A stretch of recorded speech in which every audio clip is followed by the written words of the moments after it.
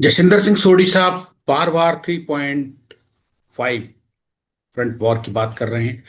अभी जो लोग नहीं जुड़े हैं जियो पॉलिटिक्स से, जो लोग विदेश नीति, सैन्य, अंतर्राष्ट्रीय मामलों में इंटरेस्ट नहीं लेते हैं, आपकी बातचीत से मुझे लगता है जो भी इस वीडियो को देख लेगा, दर्शक, हमारा व्यूवर, हमारा जो भी सब्सक्राइबर है, उसका दिमाग जरूर आपकी इस अहम जागरूक भरी बात की तरफ आएगा। वो सोचेगा कि जे सोडी साहब कैसे कह रहे हैं, लेकिन आपने ये भी कहा है कि मैं ज्योतिष नहीं हूं।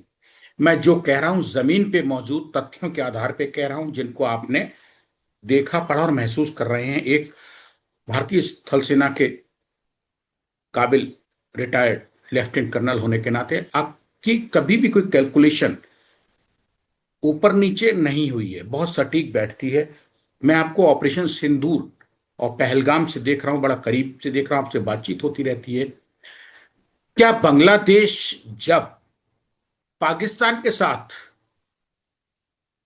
सऊदी की तरह कोई संधि करेगा, जिसमें पाकिस्तान पे कोई हमला करता है तो बांग्लादेश पे माना जाए, बांग्लादेश पे कोई हमला करता है तो पाकिस्तान पे माना जाए, और दोनों देश एक दूसरे की मुसीबत में एक दूसरे की मदद के लिए स्वतः खड़े हो जाएं बिना बुलाए, ऐसे में अब से 54 साल पहले भारत के द्वारा बनाया गया पूर्वी पाकिस्तान को काटकर बांग्लादेश क्या बिल्कुल शर्म लिहाज नहीं करेगा?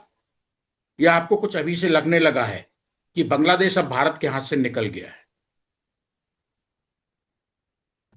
संजीव जी देखिए, बांग्लादेश तो भारत के हाथ से निकल गया।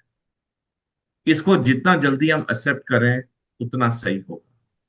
और उस वक्त तक निकला रहेगा जब तक अवामी लीग को बांग्लादेश में चुनाव करने की अनुमति नहीं मिलती है। आज की तारीख में अवामी लीग अवैध करार कर दी गई है बांग्लादेश में। जो 12 फरवरी को चुनाव होने हैं उसमें यही दो पार्टियों ने जीतना है, या बीएनपी या फिर जमात। और दोनों ये पार्टियां पूरी तरह से भारत विरोधी हैं।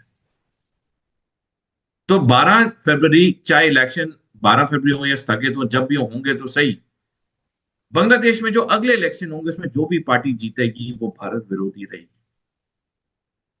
तो भारत का बांग्लादेश के साथ रिश्ते अच्छे होना तभी संभव है जब वहां पे फ्री, फेयर और इंक्लूसिव इलेक्शन हो, यानी कि ऐसे चुनाव हो जिसमें सारों को इक्वल हक हो हिस्सा लेने का, और अवामी लीग अवैध ना हो।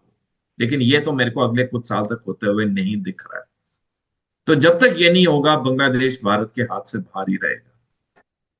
हमने देखा किस तरह आए गए दिन बांग्लादेश में भारत विरोधी बातें होती हैं, हिंदुओं पे अत्याचार होते हैं, मंदिरों को बर्बाद किया जाता है। मैं 1 मिनट चाहूंगा। देखिए, 17 जनवरी 1917 को एक गोपनीय टेलीग्राम भेजी गई थी जर्मनी से मेक्सिको को, जिसमें कहा गया था कि अगर जर्मनी और मेक्सिको एक रक्षा संधि करते हैं कि एक देश पे हमला दूसरे देश पे हमला माना जाएगा, अगर ऐसी रक्षा संधि करते हैं तो जर्मनी मेक्सिको की पूरी मदद करेगा, अमेरिका से, यूएसए से 3 राज्यों को लेके मेक्सिको में विलय करने के लिए।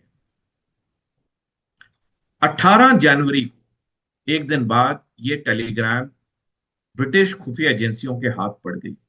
क्योंकि ये कोडेड थी, उसको टाइम लगा डिकोड करने में।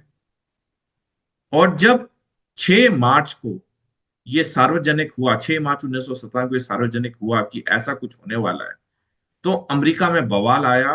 और जिसकी वजह से 6 अप्रैल 1917 को अमेरिका को पहले विश्व युद्ध में कूदना पड़ा। इस टेलीग्राम को कहते हैं जिमरमैन टेलीग्राम। ये जो बांग्लादेश से बार बार बातें आ रही हैं, भारत के 7 नॉर्थ ईस्ट स्टेट्स की, सिलीगुड़ी कॉरिडोर की, ये जो अभी कुछ महीने पहले मोहम्मद यूनुस चीन गए, वहां उन्होंने चीनी राष्ट्रपति को बोला कि आइए चीन को 7 नॉर्थ ईस्ट स्टेट्स में निवेश करना चाहिए, जबकि वो अच्छी तरह जानता है ये 7 नॉर्थ ईस्ट स्टेट्स तो भारत का टूटा अंग है।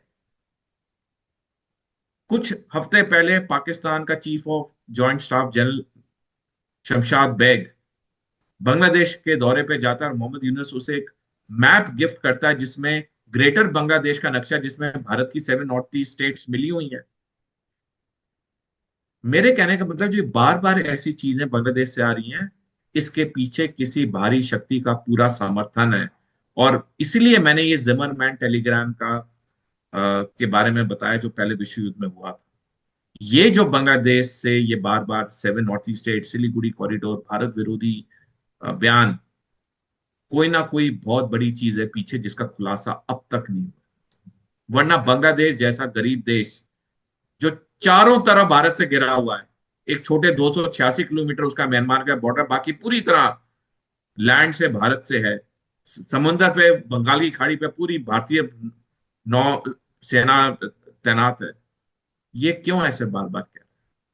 कुछ बहुत बड़ी चीज है इसके पीछे।